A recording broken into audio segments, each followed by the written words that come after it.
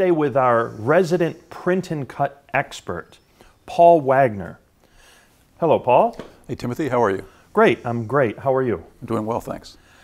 I have some questions about our cutter, and I know that you know more about our cutters, I think, than anyone in our industry.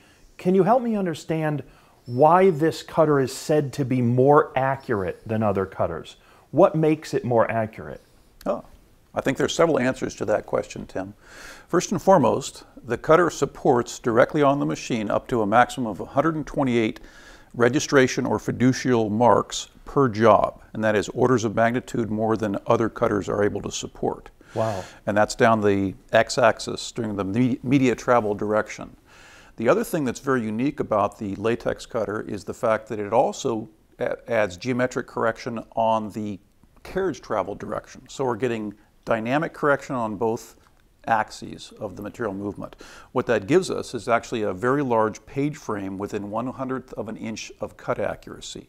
That's about 26 linear feet of material within that parameter. Competitive machines max out at, actually the next best machine I know of is less than 7 feet within that same 1/100th of an inch accuracy. So it's far more accurate over a much longer or larger distance. So what you're saying is we have 26 linear feet of accuracy, and our competitor cutters have how much?